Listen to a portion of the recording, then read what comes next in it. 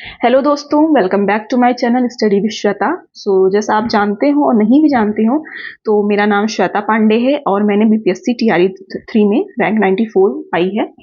Category थी मेरी 6 to 8 और मेरा सब्जेक्ट है इंग्लिश लैंग्वेज एंड लिटरेचर। तो बात करें आगे की तो बीपीएससी टीआरई 4 का जैसा कि आप लोग जान रहे हैं कि एक खबर आ चुकी है कि मई में इसकी प्रक्रिया जो है प्रोसीजर वो स्टार्ट होगा।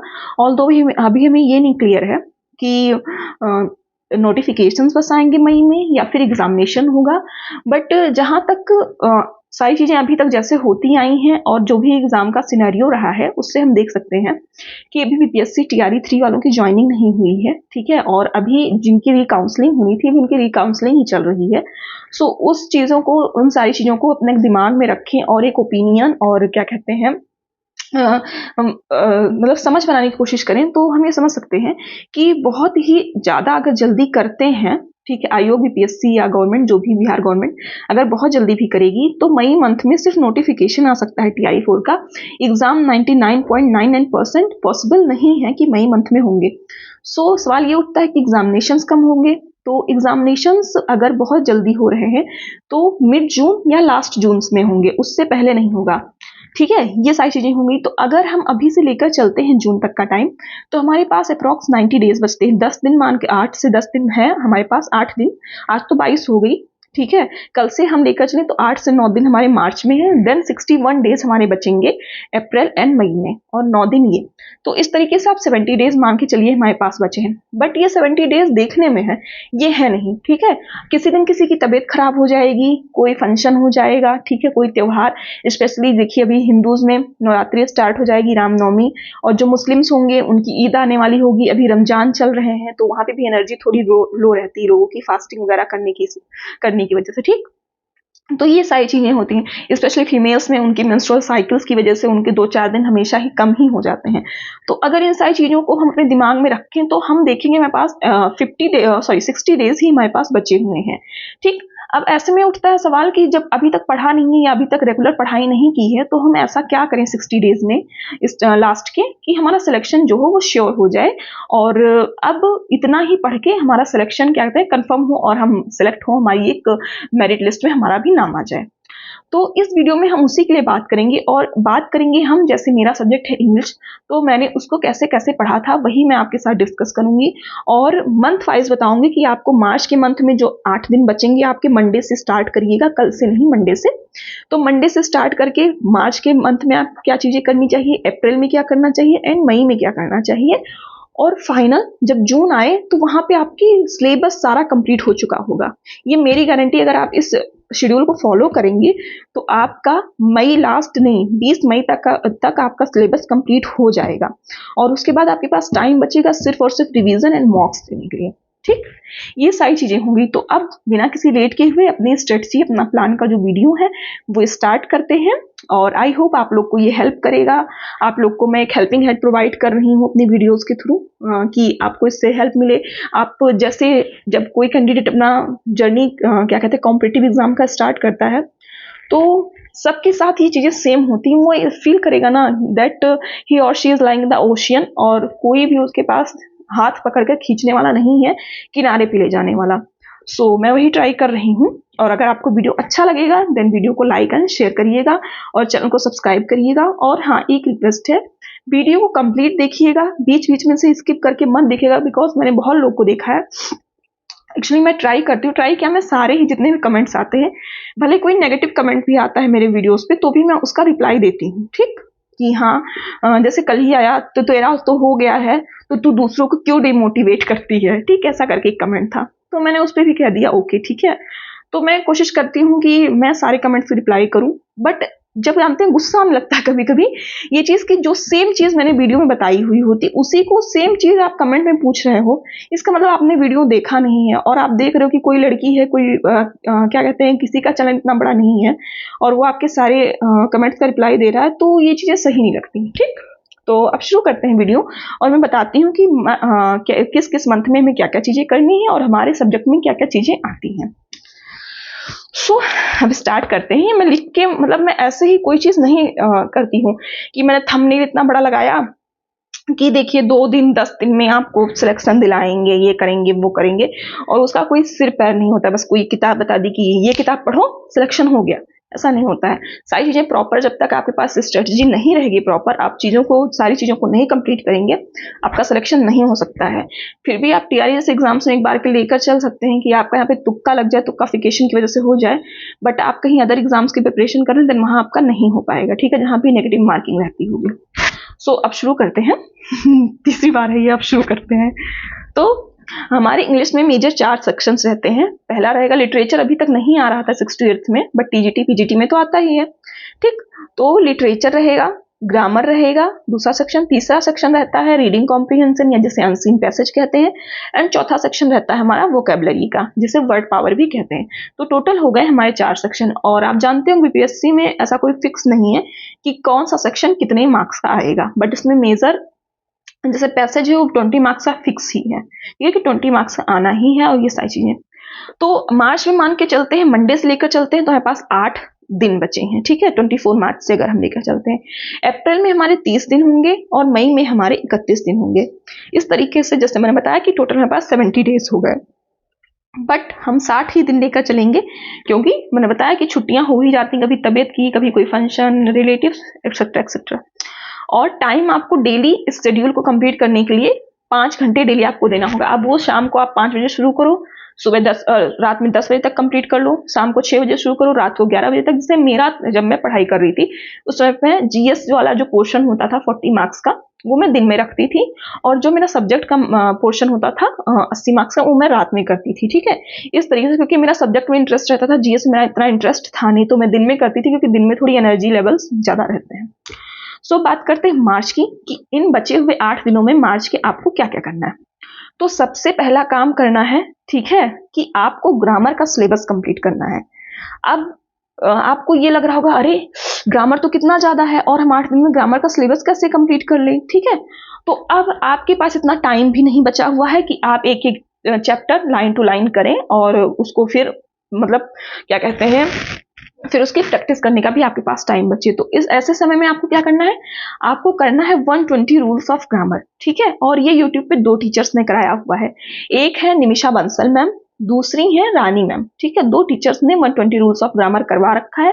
आप इन दोनों में से किसी को भी, जिसका भी आपको समझ में आए, वहां से उठाइए, और 8 दिन में 11-12 घंटे का वीडियो होगा, आप उसको पूरा कंप्लीट करिए। 120 रूल्स है, उनको सिर्फ सुनना नहीं है, एक कॉपी या पेज लीजिए, मेरे हिसाब से तो एक कॉपी लीजिए, वो बेटर रहेगा, नहीं तो आप A4 साइज पेपर्स भी ले सकते हैं, और उनको लेकर एक एक रूल को लिखिए विद एग्जाम्पल, ठीक है। इतना मेहनत आपको करना पड़ेगा, अदरवाइज बहुत प्रॉब्लम हो जाएगी, ठीक। तो पहला हो गया ग्रामर में आपको क्या कहते हैं, ग्रामर का पूरा सिलेबस कंप्लीट कर लेना है इंटायर। दूसरा बात करते हैं लिटरेचर में क्या करना है। लिटरेचर में हिस्ट्री ऑफ इंग्लिश लिटरेचर आपको कंप्लीट करना है। ये आपको करना है AKS राजवीर सर, जो लिटरेचर लवर वाले हैं, ठीक है, उनका भी 11 से 12 घंटे का ये वीडियो है, और ऐसे सुन के हवा में नहीं उड़ा देना, इसको भी आपको ये लिख लेना है। जब आप ये वीडियो कंप्लीट कर लेंगे हिस्ट्री वाला, ठीक है, तो आप मेरा यकीन मानिए, यहाँ से आपको एक रास्ता दिखेगा कि लिटरेचर एक्चुअली में है क्या और हमें पढ़ना क्या है। फिर आप अगर थोड़े भी क्या कहते हैं स्मार्ट स्टूडेंट है, तो आपको वहीं से आइडिया लग जाएगा कि आपको 2 लोग से पूछना नहीं पड़ेगा कि लिटरेचर में हम क्या करें क्या नहीं, और वहीं से आपको आगे का मतलब रास्ता दिखता चला जाएगा। फिर तीसरा सेक्शन रहेगा हमारा वोकैब का, ठीक है। वोकैब के लिए मैंने बुक बताई थी लास्ट वीडियोस में कि आपको ब्लैक बुक लेनी है, एकदम बेस्ट बुक है वोकैबलरी के लिए, ठीक है। लास्ट मोमेंट पे, ऐसे टाइम पे जहां पे आप 10 जगह नहीं जा सकते, आपको एक सोर्स चाहिए जिसपे आप रिलाई करें कि आपको मार्क्स यहाँ से मिलेंगे। तो उसके लिए वोकैब में आपको 1 वर्ड सब्स्टिट्यूशन, जो पहला टॉपिक है ब्लैक बुक में, ठीक है, वो पूरा कंप्लीट करना है, ठीक है। पूरा नहीं कर सकते तो एटलीस्ट 50% 1 वर्ड सब्स्टिट्यूशन आप कर ही लीजिए इन 8 दिनों में, ठीक है। तो ये 3 सेक्शन हमारे हो गए कि मार्च में हमें क्या क्या चीजें करनी है। लिटरेचर में करना है, history of English literature complete करनी है, ग्रामर में 120 रूल्स जो है 120 रूल्स ऑफ ग्रामर वो कंप्लीट करना है, ठीक है। वोकैब में 1 वर्ड सब्स्टिट्यूशन करना है ब्लैक बुक से, एंड पैसेज। अब बहुत लोग का प्रॉब्लम है कि पैसेज मुझसे नहीं बन रहा है, तो अभी आपका अर्ली स्टेज है, तो पैसेज में आप एकदम बच्चों की किताबें उठाइए 1st to 5th की, ठीक है।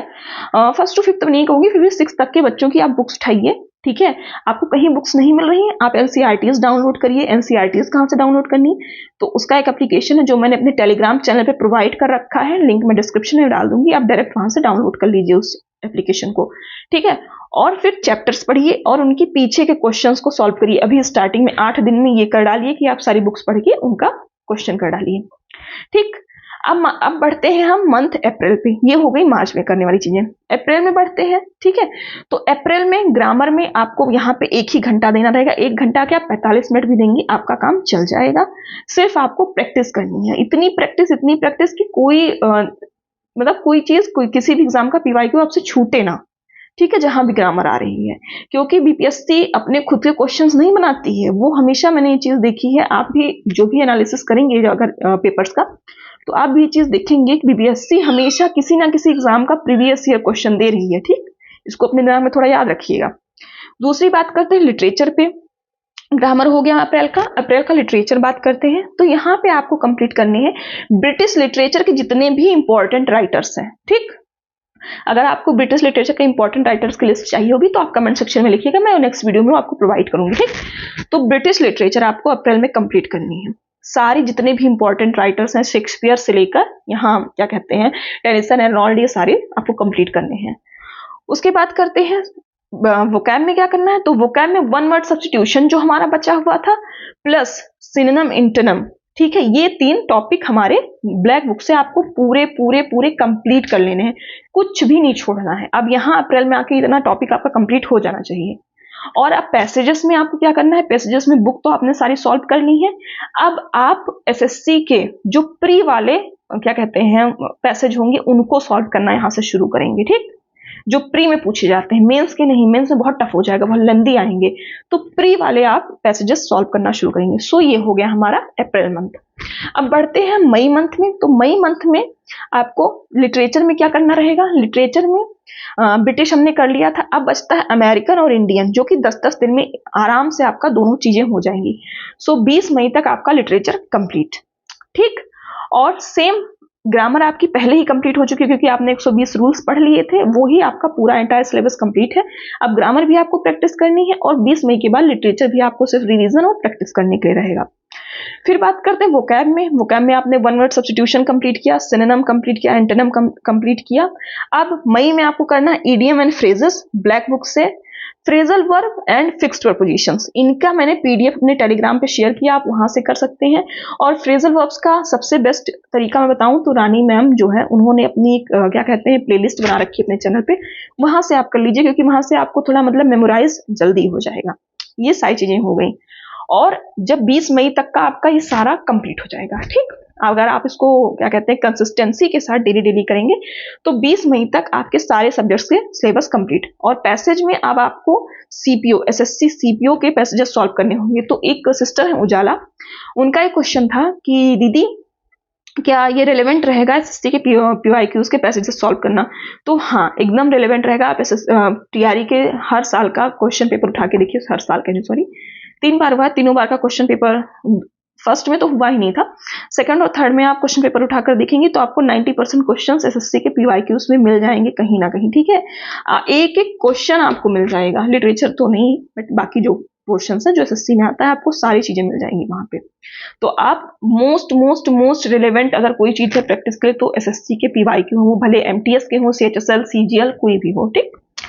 फिर 20 मई तक जब आपका हो जाएगा तो 21 मई से 30 मई के बीच में आपको क्या करना है, वहां पे आपको करना रहेगा एससीईआरटी एंड एनसीईआरटी। कौन सी, अपने सब्जेक्ट की, ठीक है। इंग्लिश लिटरेचर की जो बुक्स चलती हैं एससीईआरटी और एनसीईआरटी के, जिस क्लास का आपको देना है पेपर, मान लीजिए आप टीजीटी के हैं तो 9th-10th की बुक्स पढ़ डालिए, पीजीटी के हैं तो 11th-12th की बुक्स पढ़िए, और जूनियर के हैं तो 6th to 8th की बुक्स पढ़ लीजिए। और फिर यहाँ 21 मई से एक चीज आपको और स्टार्ट करनी होगी, सारा जो आपने पढ़ रखा है वो रिवीजन करना है, प्लस वीक में एटलीस्ट आपको 2 मॉक देने रहेंगे, at least 2 mock.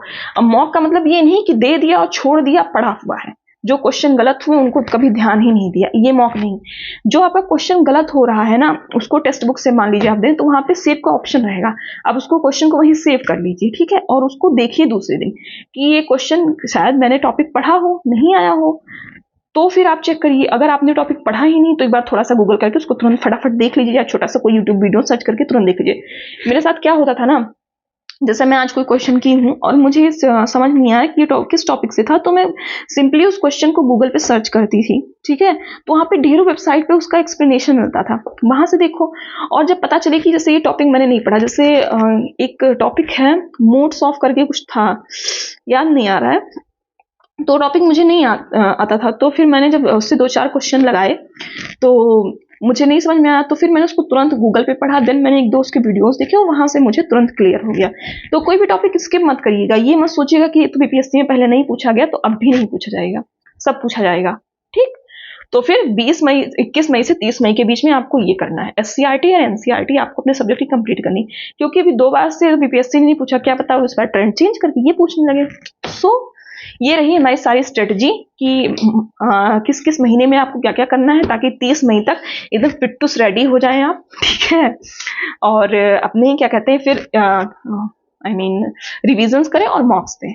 So I hope आप लोग को ये स्ट्रेटजी, ये प्लान हेल्पफुल लगा होगा और आपको ये चीज़ें समझ में आई होंगी। मेरे पापा कहते हैं कि मैं वीडियोस में बहुत तेज बोलती हूँ, तो कहते पापा मेरे कहते हैं ऐसे लोगों को समझ में नहीं आएगा, तो बट मैं क्या करूँ, मेरी आदत में है।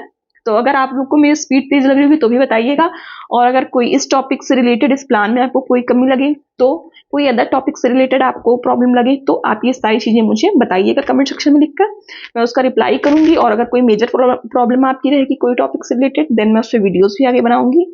एंड जैसे ये शेड्यूल जो था ये थोड़ा टाइम टेकिंग है, तो स्पेशली जो फीमेल्स हैं, जो मैरिड हैं, ठीक है, जिनको उनका फैमिली का सपोर्ट इतना नहीं मिल रहा है या जिनका छोटा बेबी है, उनको इस चीज़ में प्रॉब्लम हो सकती है। तो अगर आपको कोई इसमें प्रॉब्लम लगे, ऐसी जो मेरी सिस्टर्स हैं, अगर आपको प्रॉब्लम लगे तो आप भी कमेंट सेक्शन में लिखिएगा, तो मैं आपको नए तरीके से कुछ और भी बताऊंगी, कोशिश करूंगी कि मैं इसको थोड़ा और भी शॉर्ट करूँ, ठीक। So okay, bye bye, take care, all the best for your preparation journey. Hope Bholenath आपको खूब सारा एनर्जी दें, खूब सारा क्या कहते हैं विल पावर दें, ताकि आप ये सारी चीज़ें कंप्लीट करें, जल्दी से जल्दी सिलेक्शन लें। ओके, बाय बाय, जय महाकाल, हर हर महादेव।